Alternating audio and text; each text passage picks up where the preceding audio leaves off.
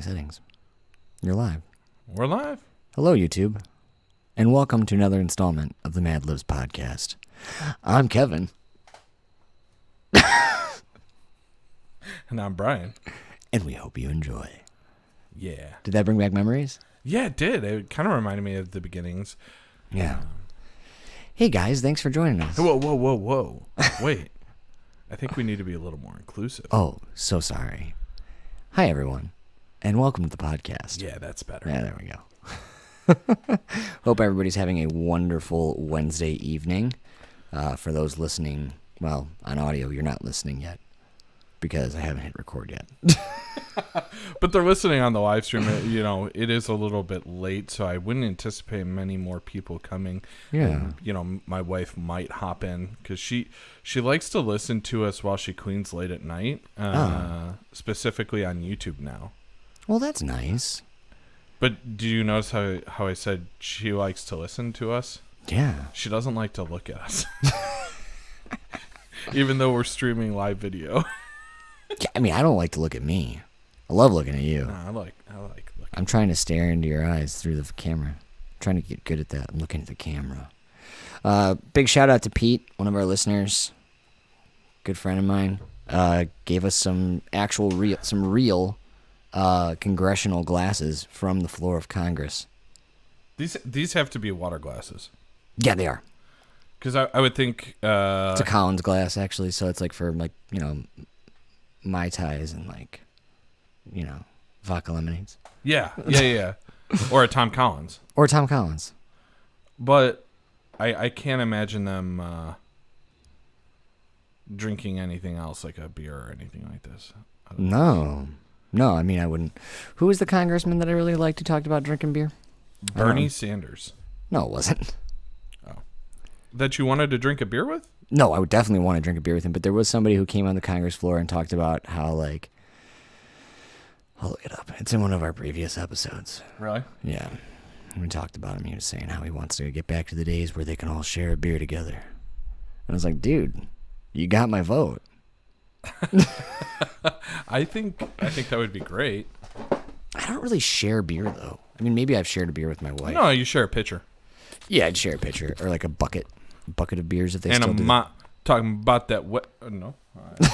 Stop right there. Okay. All right. I'll stop right there. Gosh. Who's that comedian? The one that you showed me? About the jiggers? Or I showed you the jiggers thing, but he's a comedian. The bigger guy, long hair. Oh, Royce? Yeah. Royce. Yeah, oh, my gosh. He cracks me up. Yeah, that's most of his episodes. No, I can't say that. Yeah. Oh, gosh. Well, we have some fun stuff for this evening. I hope it's fun. My hesitation though is I'm gonna get really, really frustrated. That's okay. That's the point of this. I got really, really frustrated too before we start the episode. Or maybe I should save this for the episode. Should I talk about the Big Short on the episode? Yeah. But I mean, you can talk about it now. Well, I'm gonna share when we start the episode that the reason we're doing this episode is because every time I watch The Big Short, I get pissed off. Yeah. And I texted Brian last night. I wasn't watching it last night. I think I was watching The Wolf of Wall Street last night. Dude, I bought both of those. Remember when we were talking about the Reddit stocks and stuff like that? Yeah. Over the course of 2 days, I bought the Big Short and Wolf of Wall Street because I thought I was gonna either make it big or go bankrupt. Gosh.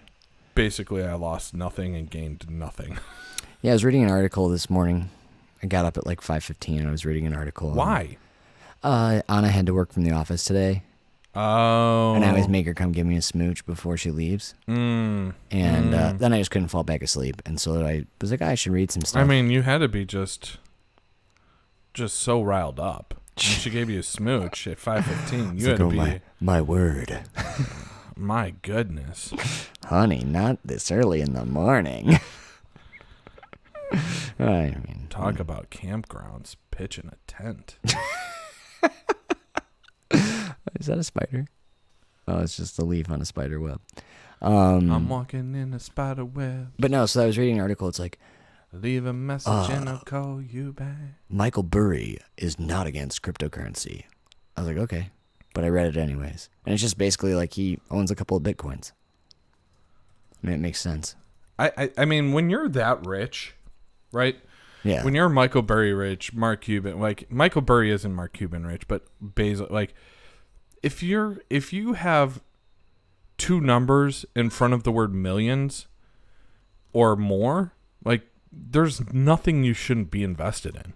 Like absolutely, well, nothing legal you shouldn't be invested in. You probably should not be investing into a like cocaine ring like some of the former NFL players were doing and stuff like that. Yeah, he made $6.8 million off of GameStop. That's not what I meant to type in, but that's it. That's a lot. I thought he had 6.8 million invested. Oh, maybe that's what it said there. Yeah, and it like shot up like 100 times. I thought he made like $1 billion. I might be wrong. He bought 60 million of credit default swaps from Deutsche Bank, 10 million each. And those were paying 20 to 1 or whatever. Yeah, he made a lot of money. Yeah, and he did it from multiple banks. Yeah, that's just Deutsche. Yeah. Stupid dum-dums. The only part of that movie that like brings me joy is when he walks in to the first one. I think the first one is Deutsche Bank. When he's first having them make the credit swaps, the default swaps. Yeah. And he finishes this whole conversation. He's like, I like these cups. Can I take one for my son? They're just like, yeah, absolutely. Sure, take two. Oh my goodness. All right, you want to rock and roll? Yeah, we can get rocking and rolling here. It's official. We are now about to rock and roll.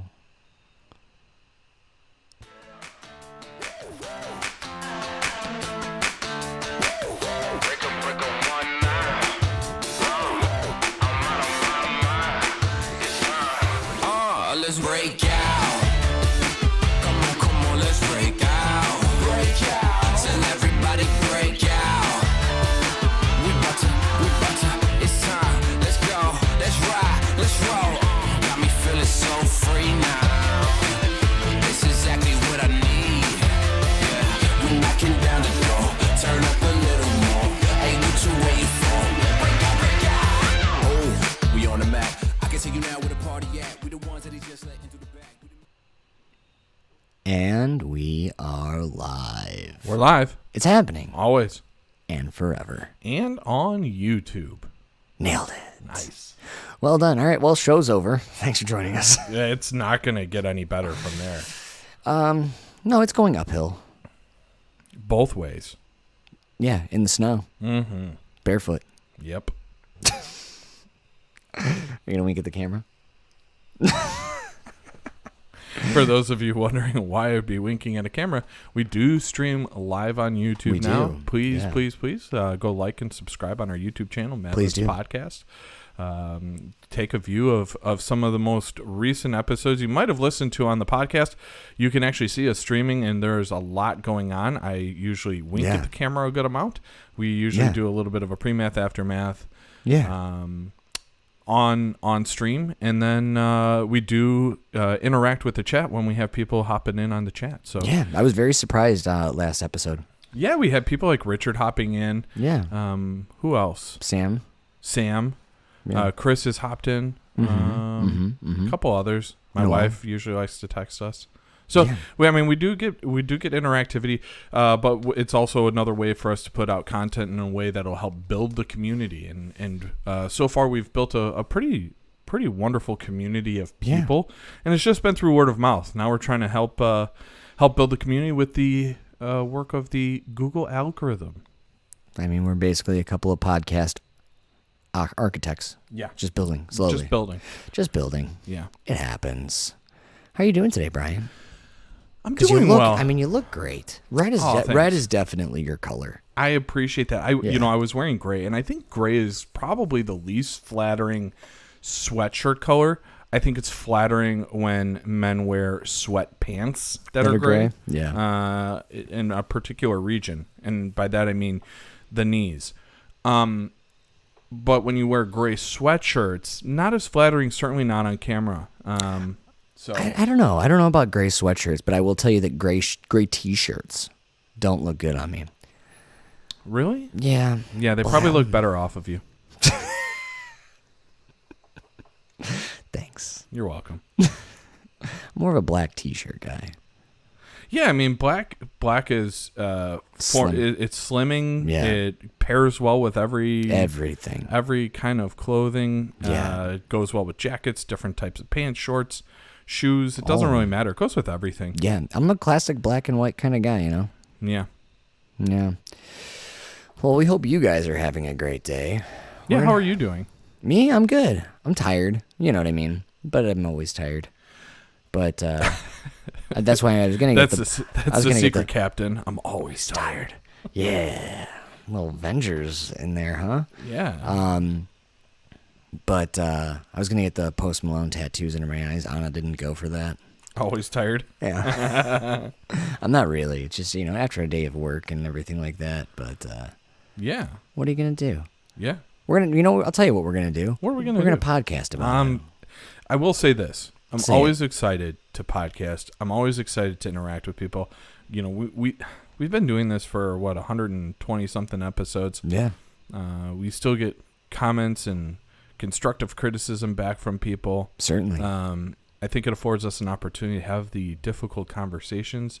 I mean, I was able to have a conversation, as we alluded to last time, when you and I worked together. I got to have a conversation with someone about politics, Yeah. and even some religion, in a bar with a stranger, and it was very, very fruitful. And I think that's something that this podcast allows us to do, and hopefully gives the empowerment for other people to do the same. Agreed. I think it does. I think we're starting a revolution. You say you want a revolution. Yeah. The Beatles. I won't continue that song. I will have copyright infringement. Yeah, we don't want to to get DMCA'd. We're not getting DMCA'd. We have to have Professor Goldman represent us. Hey, remember us? You did a podcast with us? It was a really awesome interview.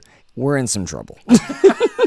We sang a song too similar to John Lennon and Yeah. Paul McCartney, and we're losing our monetization on our YouTube channel. I think, it's easy to lose monetization on YouTube sometimes. You bring up the wrong thing or you talk about the wrong thing. Demonetized. Yeah. It sounds like it's you easier. You show your boobs, demonetized. Well, there's other websites for that if you want to go do that. Yeah. I think YouTube is trying to be a platform for speech, not necessarily Nudity. but they do say nudity is a form of speech. Yeah, so, MadLibs artistry. MadLibs podcast OnlyFans coming summer of 2022. We should totally do that. we just got one viewer, and it's probably my wife, and she's probably like, "Brian, you're an idiot." Yeah, we could just podcast shirtless. Oh, sorry, that was. Hey, man, the way I look at this, Bert Kreischer has made a career being on Shirtless. stage shirtless, Yeah. and I think I'm in slightly better shape, but not much better shape. And so if he can do it, I can do it. Agreed. Yeah. But you can do anything you set your mind to. Yes. Yeah. Maybe you could be an astronaut like all those little kids in that Kamala Harris video. Okay. All those little children actors. Speaking of astronauts, Let me dodge right past that question. Joe Manchin is a dumbass, and he's on my list of things that grind my gears. Oh, that's what we're doing tonight. We are talking about what grinds our gears politically. Long story short, The Big Short. I watched The Big Short, and I'm not allowed to watch it anymore. I get too furious, and I text Brian angry text messages while I'm watching it. I watched it again. Gosh, what was it? It had to have been Monday. I watched it on Monday, and it gets me so upset. And so I texted Brian last night. I said we should do a "What Grinds Our Gears" episode. Well, I am very excited about the fact that you are raging against the machine more and more. I feel like maybe I've always been mad at the system, but like now that I pay more attention to the system because I have to, Yeah. I'm more angry. But sometimes I just look at a picture of Bernie Sanders and it makes me feel better. And like I don't even like him that much politically, but I do. I like who he is as a politician. He's the best out there. I would agree. Yeah, wholeheartedly. That'd be boom. Brian But Kevin agreeing on things. I think you were frustrated by the system. I think you might have even borderline been a little bit angry at the system. Mm-hmm. Then you started getting mad at the system. And now you're raging against the machine. Yes. And that makes me excited because I'm so glad you're excited about my frustration. well, here's the thing. I like to be super positive, and I know you like to be positive and bring levity to the situation, no matter the conversation. But I will say this. There are some really tough conversations that need to be had, and I think, we always like to take those conversations head on, but, like, people need to realize that while it's fun to discuss Cubs versus Sox or what movie deserves the Oscar or whatever Kardashian is marrying who. Which basketball player? Yeah. Or now the drummer, I Travis think Barker. they do rappers too. Yeah, well, Travis Barker. Yeah. That was a solid choice. Courtney, my wife informed me of that. But I think, we have to have these difficult conversations, and this is the point of the podcast. This is the point of the live streams. Mm-hmm. It's to bring people into a community where you feel safe to voice your opinion and have an opinion, and you can disagree with me, with Kevin, with whomever, but we got to have those conversations, and I think that's kind of the fundamental point. I agree. So, and I'm glad we're doing this. Yeah. Back to what you were saying. Right. Well, Manchin. I actually didn't want to start with him just yet. Okay, what do you want to start with, Brian? The thing that's pissing me off is that we're still dealing with the ramifications of the big lie. And I thought that after the 2020 election, there would be some reverberations. And, of course, then there was January 6th, which was, just absolutely bonkers to me. But then I thought eventually it would fade as more and more of those court cases came, to life, and it was clear that there was no election fraud. I thought the big lie would fade away. And of course, Donald Trump is starting to begin his campaigning, actually probably a year early. Usually it's like 2 years in to a presidency that the people that are aspiring for presidential candidacy start in like that midterm election cycle. Mm-hmm. And his fundamental foundational argument is all about the big lie again, and it is absolutely pissing me off. It's very easy to get upset about that because, I think that's one of the things that infuriates me the most about politics is politics don't change. They evolve, I think, in a way. But they? It feels like they're devolving. Well, and that's definitely an argument that could be made. I was just saying evolving because they change. It's just something different. People just stick to what works, and it's either like scare tactics or blaming the other side. Yeah. Or, I don't think that anybody really runs on an idea anymore. You know what I mean? Right. On true progress. Not like, well, the other side, they really messed it up, and now we can fix it. Okay, well, tell me how. Tell me what you think the issues are. Tell me how you're going to fix them. Campaign over.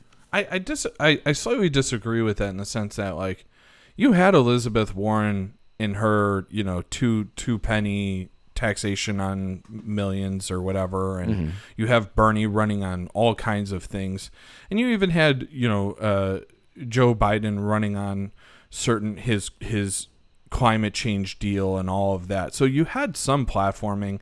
You don't see as much on the Republican side, but to simply launch another campaign based on the big lie. And Donald Trump even went so far as to say, if Republicans aren't going to continue pursuing justice for the quote-unquote election fraud, that Republicans wouldn't even vote in 2022 and 2024.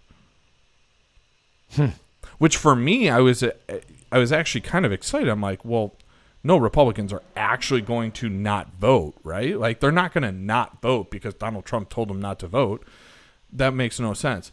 But I think what he was trying to do was motivate Republicans that are either running or have an election coming up in the next few years to say, hey, the election, was fraudulent and, Donald Trump should have been the president in 2020. Yeah. I just think give it up.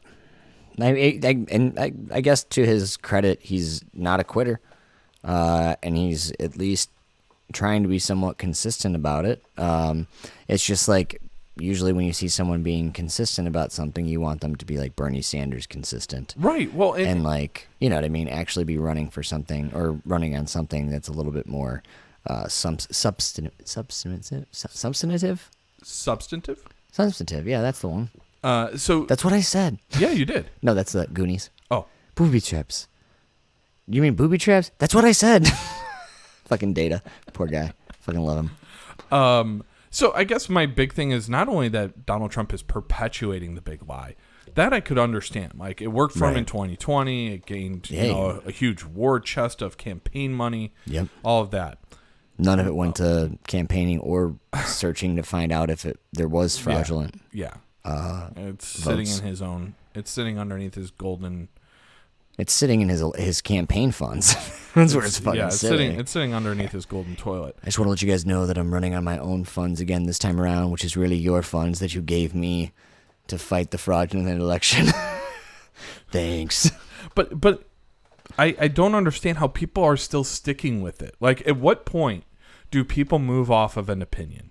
And I guess that's where my grinds are really... My gears are really getting grinded. Grinder? Grounded? I'm on Grinder. I think that's where the biggest frustration is for me. The idea that people are still clinging to it. And I'm not saying 10% or even 20%. It seems like the majority of his base still look to the big lie as the reason that their guy isn't in charge. And I think it's led to a lot of violence in this country. Mm-hmm. I think it's led to all kinds of issues, and I don't think people realize the fragile nature of democracy. I would agree with that.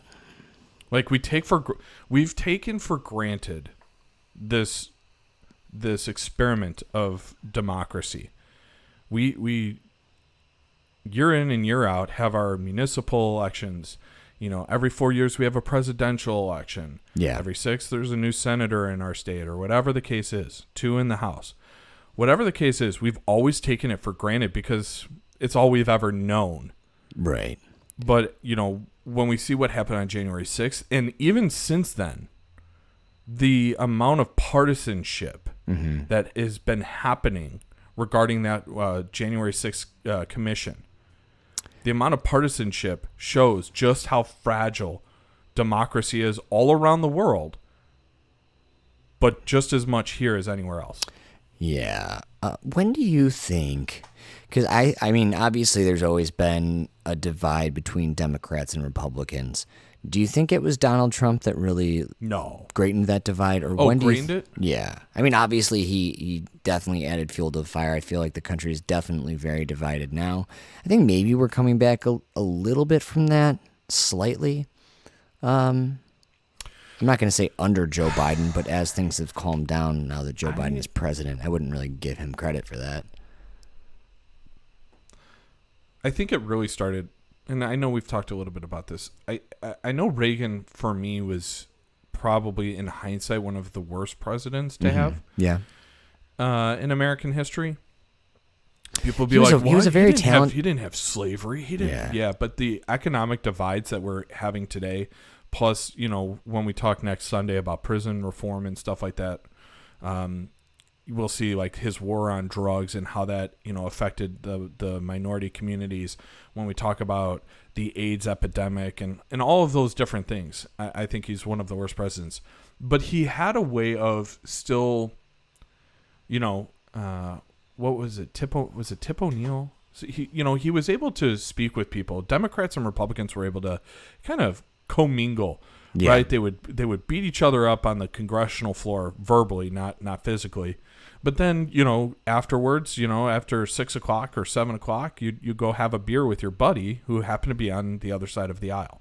I think the biggest shift, the biggest paradigm shift in relationship building in Congress really started under Newt Gingrich, because the Republicans were just getting beat over and over again. Yeah. And he said enough is enough, and he started to demonize him. He started calling him lazy and all these other things, and using names and stuff like that. Now, I think the ferocity in which Donald Trump, would attack the Democrats, that intensity, I don't think we had ever seen. Yeah. I think there was polarization, but it was like just supercharged that magnet to polarize the two sides. Yeah. Sam wants to know, do you guys think that there is a way to mend the gap between the extremes of the parties, or is it more viable to cut those ends out? Ooh, that's an interesting question. I really feel as though I think it's never good to necessarily cut out those outliers. I think sometimes that they can bring some perspective and perhaps maybe even give ground for both sides to agree on something. You know what I mean? It's like, well, I don't necessarily agree with what you're saying, but that guy's really crazy, and I think we can both agree on that. What if we met in the middle? I think that's in a perfect world. Yeah. I think if you're saying like the crazy is Bernie Sanders, then yeah, I can understand that coming back to the middle. When the crazy is Marjorie Taylor Greene, that's one that you just need to cut out. And that has nothing to do with Republican versus Democrat. That's just someone who is absolutely batshit crazy and is a detriment to the system. I think in general there is a way to depolarize the political system, and the first way to do that is to take the money out of it. Yeah, I think we can agree on that. Yeah, I think the greed factor of the politicians right now, it would get rid of people that are only in it to win it and not do what's best for the people. Yeah. Good answer, Brian. Yeah. Mine was a little better, but yeah. So I did something that grinds my gears. Why don't you hop into something so you can go on? Well, I'll keep it on the Trump train because I have a feeling that you're going to have some Trump stuff in here. More than just that. I do have one more thing. Nailed it. Gosh. I can read you like a book or like the back of a book where I just know the synopsis. Yeah. Yeah.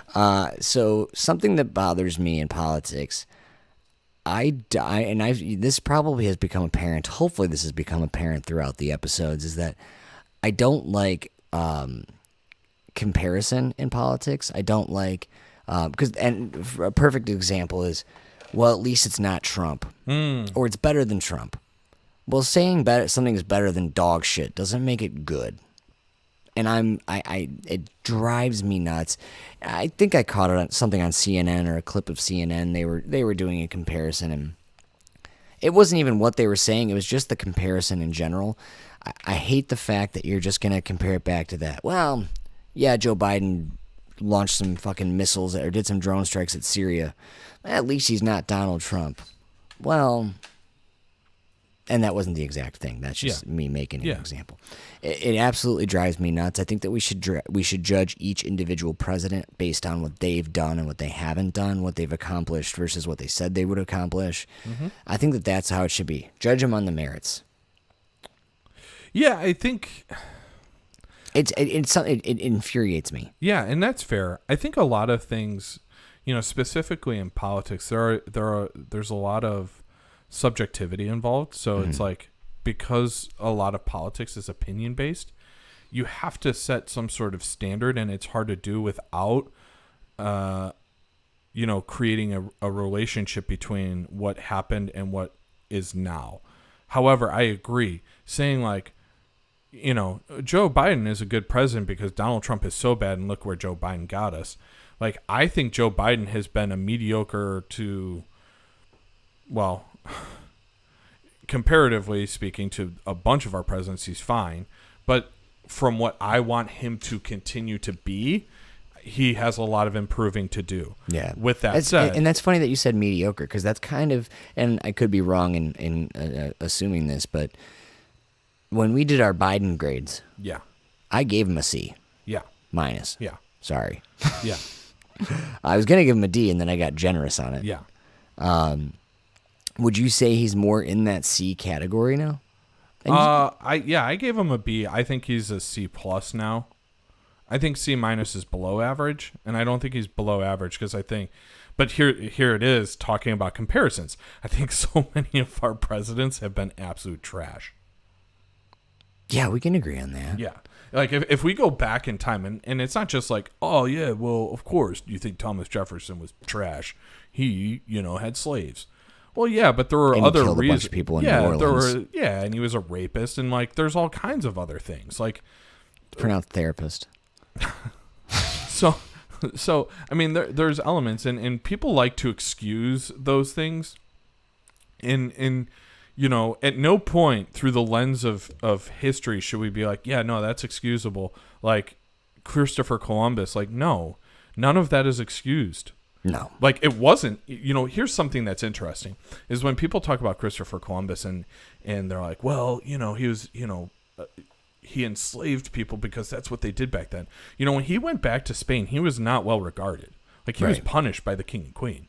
Take that. So, like, there's elements of forgiveness in history because you are, within the confines of your time. But at the same time, like, there are some things that are just unforgivable. With that said, Biden has been fine. I think, he's not even on the same trajectory as Obama, because I think Obama did a lot for raising up, underprivileged communities and stuff like that. Not just black communities, but, trying to do more for the middle class. Now, when this infrastructure bill hopefully gets passed and the voting rights bill gets passed, Biden jumps back into the B range. The problem is it still hasn't gotten passed, and that's why I'm downgrading him. Okay. Because those two things are huge. That $3.5 trillion infrastructure deal is absolutely one of the most, will be an earth-shattering piece of legislation similar to the New Deal that FDR created. I'm telling you right now. And the way it attacks climate change, the way it... I'll say similar. The way it provides education, pre-K education for all families, like, these are things that are absolutely crucial. Paid parental leave, guaranteeing that, like, that is absolutely incredible. And it should have been like this for a long time. You know what? Hold on 1 second. Sammy says, there can be no measure of greatness that goes beyond morality. Sam, he's always so deep. Him and Chris. Yeah, they're good. They're very, very well thought and well spoken young men. They are. For those of you not in the live stream, Chris is a brother to the MadLibs community. Yeah, and is in the chat, and he's bringing up some really good points. Yeah. I was watching something. I was watching a quick video on, and I'll have to look up the name of the country, and I'll get back to everybody. But there's a country out there that disposes of their trash completely by lighting it on fire. And then they have these giant systems with which they do it, that basically cleans the air entirely and puts out clean air, after the things have burned. And then use the ashes to build this man-made island that does not have any connection to the ocean, so they're not polluting any oceanways. Sweden. Maybe it is Sweden, but I think there's another country too. But I'll go with Sweden. Yeah, trash treats homes, powers buses, and Yes. fuels taxi fleets. Yeah, they run the entire country on it. 49% of household waste is recycled, and roughly 50% of garbage is incinerated in power plants. Yeah. Then powering homes. Yeah, why aren't we doing that? Because do you want to know why? Yes. Because it doesn't make sense for profits. That's dumb. Thanks for clearing that up for me, Brian, and making me more sad. Mm-hmm. We need some levity quick. Okay, so I mentioned a certain dumbass, and he is absolutely fueling my fire The way the fire's trash been fueled. the way trash fuels Sweden's homes, Joe Manchin is fueling my fire. When you said, "Hey, I think we need to have a vent sesh Vent, Bri. on politics and what's grinding our gears," I asked my wife. My wife was like, "Well, I know you hate when I say something was $4 and it was actually $4.95. I should have rounded up to 5." I was like, "No, honey, I mean something with politics." And then Joe Manchin pops up in my mind. And the reason that this infrastructure bill is taking fucking forever in Congress is because of the likes of two people on the Democratic side. That's Joe Manchin and Kyrsten Sinema. Yeah. Now, Kyrsten Sinema is busy running triathlons or Ironmans or whatever the hell she's doing. They're called Iron Peoples now. But Joe Manchin, it is clear what his motivation is, because he has said he would approve an infrastructure bill for, I think it was like $1.5 trillion. Something like that. But yeah. basically, the reason he would cut it down is it would eliminate all of the clean energy aspects of it, the taxation on coal and natural Right. gas companies. It would cut the spending towards development, R&D, towards green energies. And the reason he's doing this is he has a vested interest in the fossil fuel industry. Coal, big time. Coal, oil, and natural gas donate to Joe Manchin more than any other candidate. Okay? He also I want to know where coal gets all of its money from. has his own investments in the coal industry. So he Correct. owns a company, I think it's Systems, I think it was, where he makes about $5 million or so. Now, he handed that off to his son, similar to the way Donald Trump did with his kids and all of his assets that continued to grow due to his presidency. Joe Manchin handed it down to his son and is continuing to capitalize off of the gains that he is setting policy forth. Now, here's the thing. I get upset with Nancy Pelosi knowing kind of where policy is going and investing accordingly, right? That's not fair. But to strictly deny a $3.5 trillion package that will help rescue America, build it back better, right? To do that, to line your own pockets, where West Virginia would have been one of the biggest beneficiaries of this package. Oh, and if I may interject. Yeah, go for it. I sent you a text about this the other day because it was Bernie Sanders. Bernie Sanders went there. Oh, he went there. And he was, you know what I mean, trying to tell them, like, this is not benefiting you. Oh, man, it was so good. Well, and they say, so part of this deal is to get energy efficient by 2030, and then I think it's net carbon neutral by 2035. That's part of this. This is where part of that $3.5 trillion is going. Yeah. Right? West Virginia is going to be one of the most affected areas, A, because it's along the East Coast, but also because of all the tributaries, like all of the streams and rivers that lead into West Virginia. It's going to absolutely decimate West Virginia, and they don't have the infrastructure to handle it. So you're going to lose schools, police stations, and firehouses. You're going to lose those things because of the flooding that is going to happen if we don't get our shit together regarding climate change. And who is doing that? It's Joe Manchin, who is a part of the Democratic Party, and he is not aligning with the rest of the caucus. So not only is he stopping this from happening, this whole movement within the party, whether they're centrist or progressive, they are all moving in a direction to combat against climate change. So not only is he going against the party, he's going against his own fucking constituents, and that grinds my gears. I understand that maybe you want to go outside of your political party, but you have to answer to your constituents, and he's not even doing that. And that pisses me off. I think that the entire political system needs a little bit more fiber. It would get their shit together. Oh. Thank you for bringing some levity. You just get all worked up there, Brian. I do. And I know you're wearing red. Red is a power color. You know, I get it. You're trying to make a power play on me right now. Well, I would agree with you 100%. I think that, but you know, that being said, Name me a politician. Actually, I think we could probably name a few. But other than Bernie, I'm really hyping Bernie tonight. Bernie Sanders, you are welcome. If you're running in 2024, I got you, dog. I may not vote for you, but I got you. But other than Bernie Sanders, who really is ultra concerned about their constituents? And I know you're going to say AOC. Yep, AOC. I would say Adam Kinzinger. Okay. So a Republican. And here's something that's interesting. Tell me. Okay. And I don't mean to digress. I haven't done a ton of research on it. But, after a census, there is the redistricting that happens.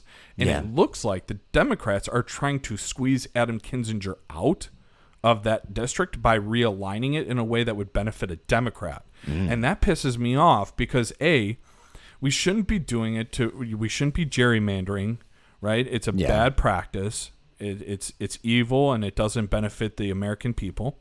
But B, he's one of the few fucking good Republicans in either the House or the Senate right now. Yeah. Like, here's the thing.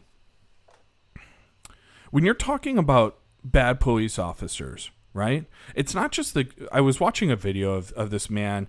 He was being arrested. He didn't know why. He was asking why. He's like, why are you arresting me? Are you talking about the... and the police officer kicks him in the face. Oh, no. Kicks him in the face. And it's not, here's the problem, that's not the only bad officer in the situation. There are two other officers that did nothing. So you are bad too. Yeah. Right? And so that's the issue with George Floyd getting choked out. Okay? It wasn't just the one officer with his knee on George Floyd's neck. It was the other two standing by doing nothing. When really, you should be handcuffing that officer saying, hey, you are assaulting someone that is, incapacitated or cannot defend themselves. Think of all the good that would have done for Minnesota. Right.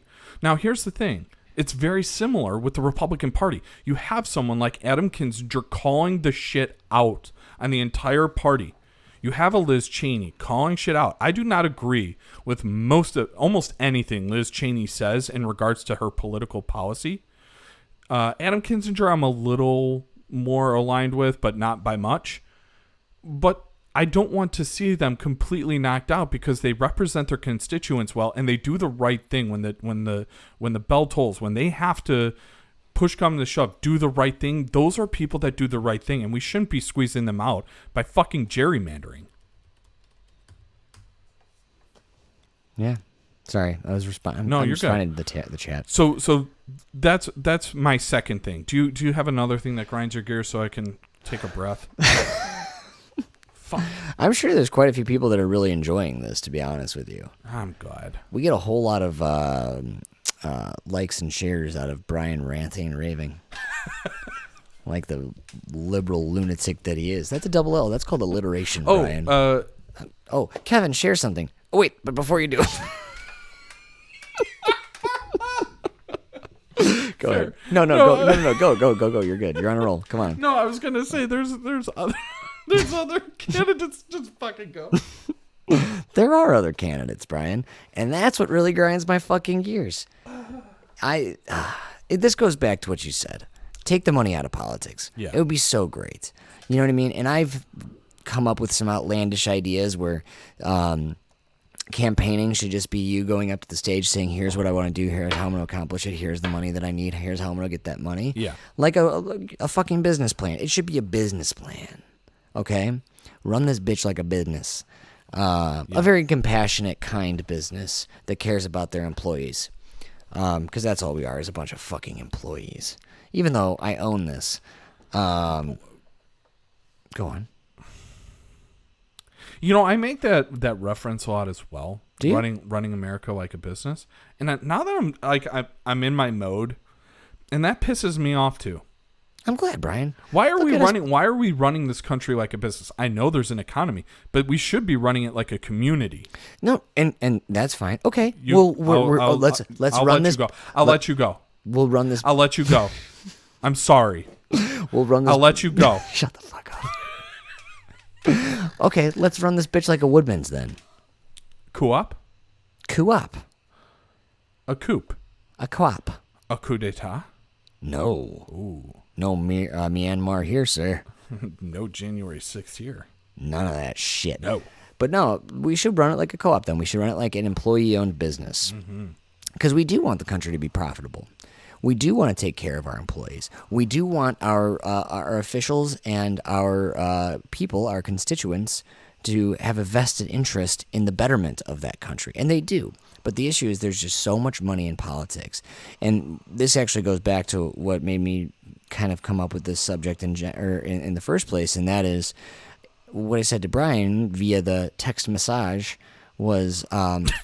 Nothing has changed since 2007, and it pisses me off. I mean, if you watch, if nothing else, watch the end of The Big Short, and it'll really piss you off when Ryan Gosling's giving his line, like, "Oh, don't worry, everyone got thrown in jail," and da da da da. Yeah. But no, what really happened is everybody gave themselves big fat bonuses. Yep. With the money that the government gave them to bail them out. Nothing has changed since 2007. No. There's been no huge enlightenment. Everybody is just going into politics to make a bunch of money and leave richer than they came in, and that really, really pisses me off. And a lot of this, like, and I'm not trying to get all, not even conspiracy theory, but oh, it's fake news. It's the big media companies. Part of it is, man. Part of it is, and I'm not saying fake news. I'm saying big media. Yeah. I'm not like a fake newser. It's either false or it's true. I'm not Right. gonna Right. say fake. No. Yeah. You're right. I get you. But you've got all these big, CNN giants and MSNBC and Fox, and they're all like, they're a bunch of fucking magicians, and they're misdirecting you, I think. Yeah. They're saying, look over here. Oh, no, look over here. There was a lady on CNN recently, and she was on, what is it, Brian Stelter? Sounds accurate. The reporter? Yeah. He's not a reporter. He's an opinion guy. Yeah, he's an opinion guy. He's an opinion jack off. Take that, CNN. MadLibs podcast coming at you with all of its 300 to 500 subscribers. We're growing. Yeah, we are growing. We're in a growth stage of the biz. We're growers, not showers, baby. Even though we show up on game day, which is twice a week. Games day. Game Yeah. days. And Game now days. live on YouTube. And now live on YouTube. Thanks for joining us. But basically, this young lady was on this interview. Are you winking again? I did. Thank Twice. you. Ever since we went on YouTube, you bring the levity just by winking at the camera. That's all I do. Yeah, you're good. You're a good winker though, Thanks. because you sell it enough. Where I was going with this though, bad media takes. There was a young lady on CNN talking in Brian Seltzer's, whatever his last name is. Brian program. Seltzer Orchestra, Jump Jivin' Wow. I love that song. And she was basically she brought up a bunch of points, and you could tell that she was very right leaning. She was talking a lot about censorship and things like that. But there was some truth to what she was saying as far as the misdirection of the media. And it is true. And, he, of course, Mr. Stelter, Helter Skelter, was like, oh, well, I mean, no, people are talking about those things that you're saying. And she kind of put it back in his face, like, okay, but you're not talking about those things. You're talking about this and that and the Republicans and what they're doing wrong. And that's your prerogative and that's your show and you do you. But I really think that there's so many more things that people should be focusing on. When I brought up to you the other day, Merrick, the miracle COVID pill. Okay. That, again, there's still research going into this. So this is not me saying this as a statement, but they are looking into the fact that politicians and big pharma basically paused the production of this pill that, will save lives and also reduces the symptoms. They're saying by 50%. The death, they're showing, high or significant percentiles for it preventing death during COVID or from COVID. And basically they're saying the whole thing was paused because basically vaccination companies wanted their money, or vaccine drug companies wanted their money, which is just a terrible, terrible thing. And I was actually kind of shocked that you hadn't heard of that. Now there's a lot of things that you read up on or see that I haven't heard of because there's just so much going on in politics, and we haven't been able to make this our full-time job yet. It's just it's very frustrating what media chooses to focus on. And part of that is you can go back and look at Brian and I did a podcast on choosing your sources, choosing where you get your Right, information right. from. And part of it's that, you know what I mean? If you choose to get your information from CNN and Fox, you're probably fucked. It's true. Yeah, okay, thank you. Did you know CNN? I was like, please just agree with me. yeah. Well, yeah. Go ahead. So yeah, but anyways, there you go. Anything to add to that, Brian? No, Good for you, dude. Because you can say whatever you want, baby. I got Just another looking at thing. the camera. I got another thing that Okay. grinds my gears. Tell me. And you did allude to I was going to make one more Donald Trump point. Knew it. This is another instance that absolutely boggles my mind how people can accept this, especially from his own side. When Colin Powell died, he took it as an opportunity to tear down the man's legacy. And It's easy to do that when the other guy's dead and can't Right. defend himself. We saw this, I think most notably, was when John McCain died. Yes. When John McCain died, Yes. I think Donald Trump used it as a platform to stomp on his legacy. And Colin Powell recently passed due to circumstances regarding his COVID infection. So He had blood cancer. yeah, so here's the thing. And Tucker Carlson went in on it that he was vaccinated and he still died. And it's like, well, he was immunosuppressed due to his cancer treatments. And then he got COVID and the complications from COVID killed him, right? And Donald Trump used that as an opportunity to knock him down, saying about the botched operations in Iraq and all that. Now, I will be the first person to say that the war in Iraq was an absolute mistake. And I think Colin Powell wanted to keep us out of it for sure. I think Deep down, he wasn't that kind of guy. He fought in, was it Vietnam? he fought in He Vietnam. fought in Vietnam. You know what I mean? I think he was the first black major general or Yeah. highest ranking black general. He did some pretty messed up shit in Vietnam too, though. Okay. Um, Well, everyone did. yeah, well, I'm not saying it was only Yeah. him for Yeah. sure, but he did some sketchy shit over there, or was part of an op that did some sketchy shit over there. Sure. But regardless of that, I don't think he wanted to go into Iraq, and I think that he truly was. I think He would have said it. He would have recommended against it. But he's a good, the good soldier that he is. Yeah, and I think He said, "You got it, G-Dub." I think there was reluctance, but once there were weapons of mass destruction involved, I think he became Oh, a did they little ever more find those? supportive. I don't believe so. Fact check me. Yeah. I'll go out on a limb and say absolutely fucking not. But with that said, Trump called him a rhino, so a Republican in name only, and said that he handled the Iraq war so beautifully and the whole thing was a mistake. And I'm like, yes, Iraq was a mistake. But bear in mind, Colin Powell was the Secretary of State, not the president. It wasn't on him. He wasn't even a Congress member. Congress is the one that declares war. And in this instance with Iraq, they didn't declare war. They gave a blank check for a preemptive attack on Iraq in order to prevent any more terrorist activity. Two things. Have you ever seen the movie Blank Check? Yes. It's a great movie. Yes. Secondly, I see that you're on Politico right now. Yes. I like being able to see what you're doing. It's First of all, but it is an opinion piece, but I just wanted to No. catch the quote. I was going to say, Okay. I like Politico for the most part. Did you hear they got bought out by a big German company? No, that could It's a only big- be good. It's terrible. Why? This German company, they own a bunch of media sources, and I think that they even own Axios now too. Ooh. But in Germany, they haven't done in the U.S., but in Germany, this company makes you sign this pledge that you will, you acknowledge Israel as a country. It's all these different things. And I'm not saying, that, for instance, that's bad, but, you have to acknowledge all these certain things. You basically have to stand as a certain political party. Huh. It's very interesting. Crystal and Sagar did a piece on it. I recommend watching it. I'll send it to you. Axel Springer? That's the one. Yeah, more than $1 billion. Yeah. Good for Politico, ranking in $1 billion. Dude. Yeah. And they weren't telling Axios until the very last minute, until the deal went through, because the guy that started Politico actually was a defector from Axios, or vice versa, one of the two. got a lot of things going on. It's rattling around in this brain, Brian.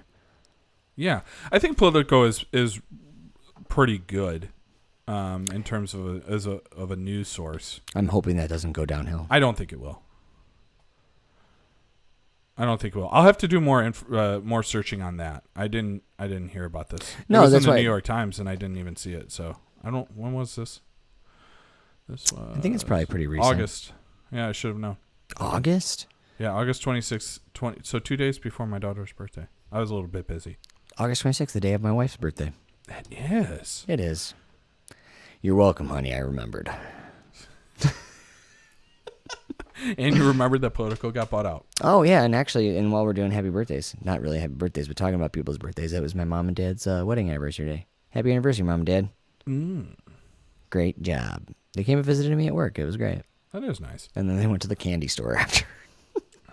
Oh, they went to the candy I was shop? like, you bunch of fucking lovebirds. They went to the candy shop. Somebody scream. I'm not gonna go any further with that because Yeah, I'm it's talking fine. about your parents. Yeah, that's well, yeah, they overshare. Go on though. What grinds your gears, Brian? Oh man. My mom was like, I got him a leaf blower for his anniversary, for our anniversary. I was like, Mom, that's disgusting. She goes, no, literally a leaf blower. This is my life. I wanted the silence to sink in so people could really appreciate that last bit of the conversation. Yeah. I think lastly, it's kind of a two-parter is the politicization Yeah. the politicization of certain things that shouldn't be political. Oh, go on. And that is, I like this. for me, voting Okay. and vaccinations. Okay. I understand people's reluctance or hesitancy, particularly in this instance, before like FDA approval and all of that. I don't understand how it became one side versus the other in terms of political party. And I feel as though the politicization of it is ruining our chances to achieve the herd immunity, the 80%, whatever. And one thing people fail to realize about the 80% is it's not 80% of the voting individuals in America. It's 80% of all human beings in America, because now we're finding that children can spread this just as easily as adults, given the Delta variant. Mm-hmm. And I don't understand how that got so political. I don't understand how... Because everything's political. Right. How the Voting Rights Act, the John Lewis Voting Rights Act, all of a sudden became politicized. I don't understand that. It had been passed bipartisan efforts both times. I think one of the... Not the most recent passing of it, but the passing of it before, I think only 2 Republicans and 1 Democrat didn't vote for it between the House and Senate. So it was like almost a unanimous passing each time. And now we get to it, and it can't pass without compromise. And it's like compromising within the Democrats, because the Democrats, you have Joe Manchin, holding out here as well. That's a big problem for me because, and I'm not putting this on you, but you're a prime example of this, is, you can say how terrible the Republicans are. I appreciate the fact that you call out the Democrats the way that you do. Yeah. But I think it's a bigger issue than even you or I see it to be. I think that the infighting of the Democrats is terrible. Like, they need to be a united front now more than ever. And I think that they're fucking themselves over. Because if they could really get their shit together and come together as a party and get a lot of these things, the infrastructure bill included, and that taken care of, yeah, I think that they would have so much to show for it. Yeah. And be like, hey, motherfuckers, we get it. It's midterm, but look at how much shit we've done. We got extra credit, bitch. Well, I think that's true. Here's the issue. Is 2022 would not be an issue for them. It's a 50-50 split right now. So you can't have anyone wavering. And I think that's also kind of like an issue is like, well, maybe they shouldn't be voting straight down the lines. However, in these particular instances, when you have the Republicans as a platform saying they are just going to obstruct the Biden agenda. Well, in that case, you have to band together just to get shit done. Yeah. They're Now, not you doing can that. compromise here and there, but you cannot compromise entire pieces of the legislation or entire pieces of the agenda. You can maybe tweak the numbers a little bit, like, 3.5, let's knock that down to 3 trillion, right? Over 10 years. So $300 billion a year going to protecting, our climate, to building back America better, creating jobs, better education systems, universal or broadband internet across the country, all of these things that need to happen. But when we look at Manchin with this Voting Rights Act or the infrastructure thing, yes, I think the Democrats need to stay clear, but that they need to remove the filibuster in order to get anything done as well. Yeah, do it. And they won't be able to do it because Joe Manchin has said no. And that's why he was at the top of my list. Like, yes, for me, public enemy number 1 is Donald Trump. But public enemy number 2 right now for me is Joe Manchin. He is absolutely destroying any opportunity. And like you said, he surpassed me in outrage. He surpassed Nancy Pelosi for me in outrage. Oh, yeah. Oh, for sure. For a while. It's been for a while. For sure. I agree 100%. This is my first opportunity to say it. Yeah, and I'm glad you did because, Because I don't know. I mean, I mean, people like Nancy Pelosi. I don't know why, but I don't know either. I've she does a good job of rallying the troops. She does. I got to give her that credit where credit is due. Schumer's not. Manchin is using this as a ploy. And here's the thing that bugs me about this is like, what is the purpose of having him win as a senator in Trump area, right? So Trump won West Virginia by, I think it was 39 points. Right. And so they have Joe Manchin sitting here in Trump land. He will probably turn over regardless of what he does. So he might as well vote for something that's going to improve the country as a whole. Yeah. And the Voting Rights Act is something that will improve the country as a whole. Mm-hmm. It is allowing people the opportunity to mail in to vote by mail, to have longer polling hours, ensure that there's more polling places, all of these things that we need. And the more polls you have and the more, polling time that you have, the more tips you're going to make. Yes. I learned that from a stripper friend. Yeah. The best part is you do not have a stripper friend. No, but I'm in love with the stripper. I gave it up a long time ago. What, strippers? Yeah. No, I think being I'm only a stripper. I was going to say, okay. True story. I tried to take my little brother to a strip club when he turned 18. Really? When I went there, they've been shut down for like sexual activities. So you went to the Ozarks. Got it. Did you ever watch that show? No, I watched the first season and I don't know. Yeah, I fell off a little bit too, but I loved it. My wife and I. No, it's fantastic. So yeah, I think that's probably the biggest thing for me is the politicization. We're struggling tonight. Well, that's a hard word. It is. We should have had whiskey before the podcast. No, politicization results. No, so I think making it political, whether it's voting, vaccine mandates, mask mandates, like there used to be this like call for the greater good of all. Yeah. And I think as we've become more entitled in a good way, like we know what we want, we know what we deserve, we're seeing it in the labor force, all of these things, we have to take a step back and still do what's best for our fellow people. Certainly. We shouldn't be doing what's best for our businesses. Like that, I agree, 100%. Business is fine and that's well and good and it keeps everything going. That's great. But we should be always focusing on what's good for our neighbors. Yeah. Right? What's good for us and our neighbors and our communities, the states and the United Nation as a whole. Yeah. We should always have that front of mind. And I feel like it's a simple answer with masks or vaccines or even extending voting rights and making sure that everyone is a part of this democratic process. Yeah. I think that and there's certain reasons for like the vaccine becoming political. I think that I do believe that a lot of that falls on Dr. Fauci. I'm going to put a lot of that blame on him. Oh, no. I would. Yeah, I would. No, it's all... How is it on him? I'm not saying all of it. I'm saying a lot of the blame. You said most of it. Okay, I'll take. I will rephrase. I will recant. I would say the majority of it comes on Donald Trump. Okay, and yeah, no, that's a fair point. Which he but went back on it and said, "I got the vaccine. Everyone should get the vaccine. It's up to you." Yeah. And they booed him for it. Yeah. It's like, oh man, not even he can win anymore. Maybe it's just for me then. Sure. Maybe I'm overgeneralizing. Sure. I've got nothing against the vaccine at all. I don't think it should be mandated. I don't think I don't think that's something the government should be able to do. Well, they do. With all of the others. Well, for like schools and stuff like that. Yeah.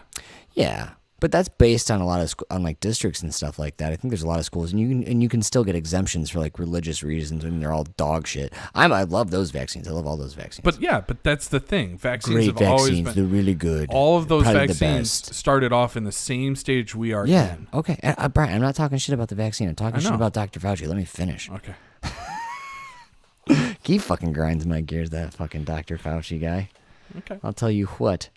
Yeah, I don't like that he lied and he got away with it. I think that when he came out and said the thing about the masks, like, oh, when he first came out and said you don't need masks, and then he came back and he was like, oh, well, I just said that because I wanted to make sure that healthcare workers could get them. I think that was stupid. Like, just come out and say that in the beginning. Well, I think that him playing dumb, and I don't. Again, this is not me hyping Rand Paul, so don't get upset with me, Brian. But I think that him denying the gain of function research thing is stupid too. I think that, like, okay, listen, man, there's a fucking paper trail, dude. yeah, but Okay, but it was no. gain of function research, you know what I mean, and then like trying to change the definition of gain of function research, and it's just it was silly to me. I'm not. Yeah, but so to go back with the Fauci and the mask thing, like, it wasn't at the time. Early on, it wasn't thought like, oh, this is going to be what saves us from the COVID spread. And I understand that, And but then it they still went back helped. and said, oh shit, it actually does. It protects you from spreading it outwards, and it does help a little bit coming inwards. Yeah. But mainly, it's to stop it from going But you out. think they didn't know that originally? I don't think they did. I think they were trying to understand it better. I think that they probably had an idea. I think I'm being somewhat cynical on this, but like I do. I think that they had an idea. And again, the gain of function research, I didn't like that. But it didn't. But here's the thing: that was all bullshit. It didn't apply here. Now I know Well, you do subscribe to the idea that this was grown in a lab and there was an accident and this spread. Oh, and my certainty of that has gone up. Have you seen the most recent research on that? No. It's not a certainty yet. There's still research to be done, and it does matter a little bit because you do need to know exactly where it came from. I It's understand only going to that. help you, and I'm a firm believer now that it did come from the lab. I wasn't totally. I was still kind of on the fence prior. Yeah, and there's plenty of people that, like, I know Jon Stewart has been a major advocate of that as well. Yeah, But nothing has turned up as concrete evidence of that. that's not. And a lot of biologists have said, no, this does not feel like a man-made virus the way it behaves. Yeah, but in the Fauci emails, they basically said that like there was a certain amount of probability that it did come from the lab. Oh, I don't know. I'll have to go back. Yeah, you should. You should. I mean, it's worth researching, and I'm not like the most vetted person on this, around, Bri. I'm just saying that and I respect your opinion. I think that all Always. signs point to Wuhan. Well, yes, 100% agree. That is The ground lab. zero. The lab. Well, that's where. And then in Wuhan lab lying about, first of all, they had a shit record for safety. Mm-hmm. Secondly, like they said they didn't have any bats on the property, and then they did have the fucking bats on the property. Mm-hmm. Okay, like they were injecting this into this. They knew they were growing it on human lung tissue. Mm-hmm. You know what I mean? Which that's where the gain of function research comes in. You're basically trying to mutate the virus to see what it could do. And like gain of function on paper is like, oh, okay, let's see how this could mutate so we could be ready for it. I don't know. I don't want to go too much into the lab leak, but yeah, Dr. Fauci pisses me off. Okay. The whole fucking thing about it. And you know what? It doesn't come down to Dr. Fauci. It comes down to who gives a fuck. Let's run every avenue. Let's see what this does. Let's do the best thing for the American people and for the people of the world. In this case, everyone's fucked because of coronavirus. Yeah, but okay, so that's a big issue for me. Is like we're hoarding these vaccinations, right? Because Yeah, and we're not making the companies made miracle them. pill because Well, our companies made them, and we've made it free to every American. But the government flips the bill. Well, we footed the bill. Well, yeah. It was our tax dollars. We footed the bill, and now Americans are saying, nah, not for me. And that, like, fine. But at the same time, we're not then turning those vaccinations over to the rest of the world. We're not saying, hey, let's, rip the patent off of this and make it accessible so people can make it for cheaper around the world. Oh, yeah. And make it accessible around the world so we're not getting new variants, because we're seeing it happen today. I read an article. Yeah. That in Britain, we should try whoever's in charge of the that. AYT strain. Oh, yeah. And it's obviously, a little bit more transmissible. It's probably going to be a little bit more deadly, and it's going to continue to mutate over and over again because we're not getting herd immunity. We're not doing the necessary steps. Well, and also the vaccine is an mRNA vaccine. So, like, you can still get the virus, and that also gives the virus an opportunity to mutate and become stronger as well. If it survives a host, or, you know what I mean, or if it infects a host who's vaccinated, it allows for other strains to come out. Because maybe it doesn't protect against, or maybe it protects against Delta and the original variant, but it doesn't. Yeah, well, we're going to see more and more breakthroughs as it continues to mutate. No, that's what I'm saying. That's what I'm saying. Until they get the vaccine nailed down to where it's like, the dead virus vaccine. I don't science. Yeah. That whole thing's fucked. That really grinds my gears, Brian. But here's the thing. Why can't science just advance itself 100 years? Well, here's the last thing that grinds my gears. You got more? Yeah. One last thing is that 30 seconds, go. People sometimes feel that there's no hope, and I can be the absolute damnedest of a realist and like, these fuckers in Congress and the Senate and the House and this and that and the other thing. There's hope. Oh, yes. We control this. We can go out and vote. We can have the conversations that, you and I have on the podcast, whether we agree or disagree. We can have these conversations. And we should be having these conversations. And this is why I push it so hard. As I know sometimes politics is boring. I know sometimes politics can be frustrating. But we have the chance to do whatever we want with it as long as we act within the system. As long as we go out and vote. Yeah. And as long as we make sure that no one's stripping us of our voting rights. We have the opportunity to put people in power that are going to make legislation that takes money out of politics, that extends more voting rights. We have an opportunity to vote people in who are going to build infrastructure better, that are going to focus on clean energy, that are going to focus on human rights violations or immigration or whatever you want.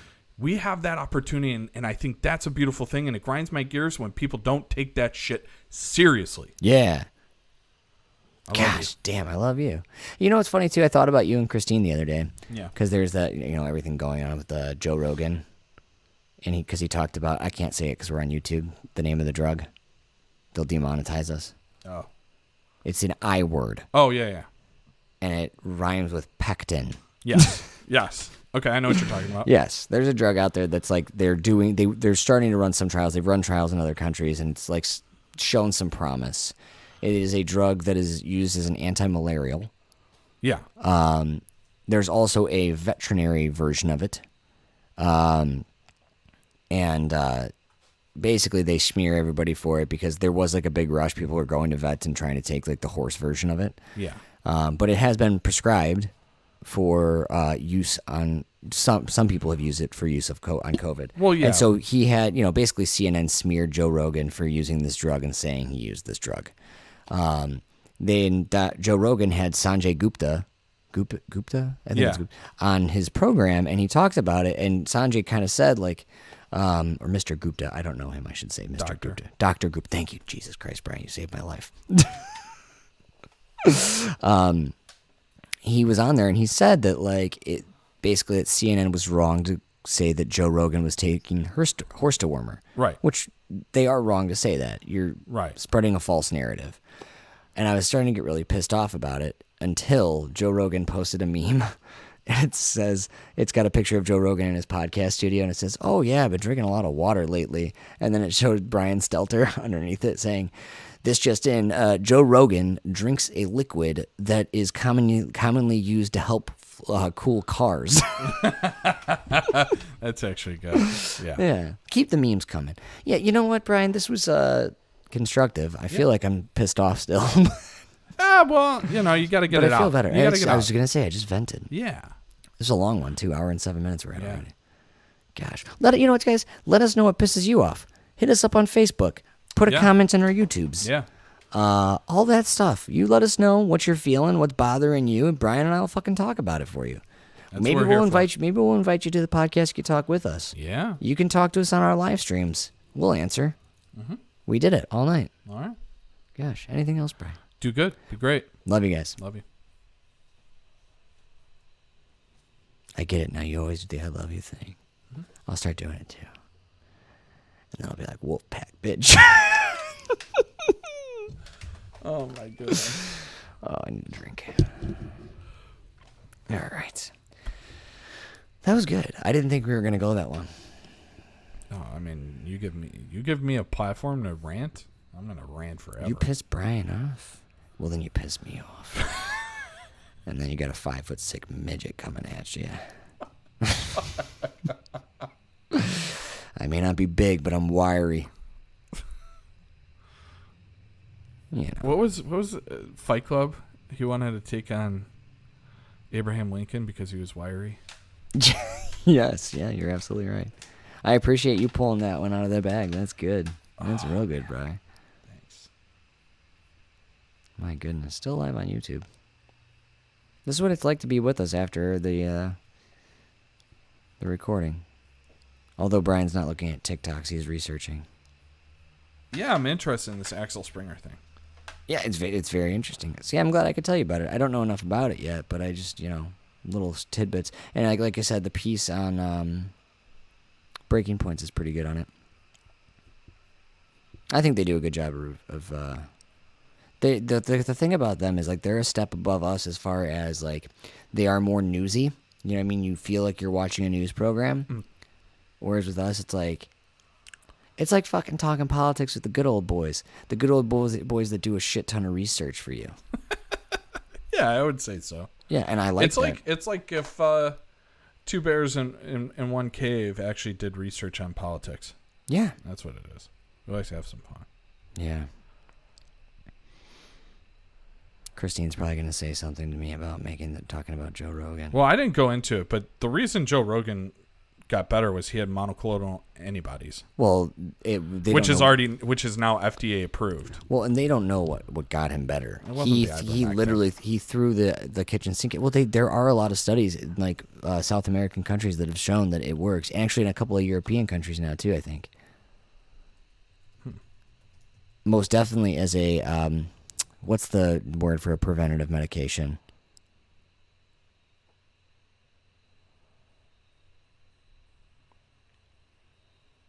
Search through DuckDuckGo. Don't go through Google. Google's tainted with the blood of 1,000 snowflakes. The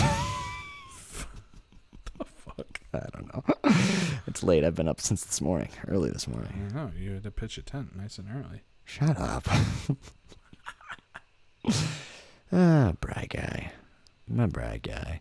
You know what? I had this perfect fucking thing to say, and then you were on a rant, and I didn't want to interrupt you about like what really grinds my gears is people not being able to have the hard conversations that lead to progress, which is why we made this podcast. Fuck. Would have been good. That was my last point. I haven't had it in front of me, but I kind of made that as part of the political nature of. No, certainly. Stupid.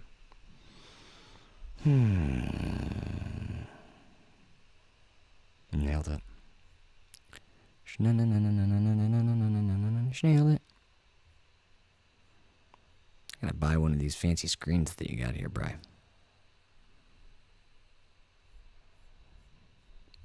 I need to be dual screening it constantly.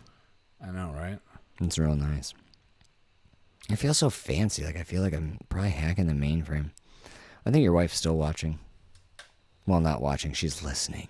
Noelle, if you're listening, bring me a bottle of water, please. Don't really. I'm just kidding. Now she's going to if she was. I know. She'd probably bring me out some fucking soup or some shit that she made for dinner. She'd throw it at you. It's okay. Because you're fucking modest. All right, should we sign off the stream? Yeah, let's sign off the stream. Thank you guys so much for watching. Enjoy this.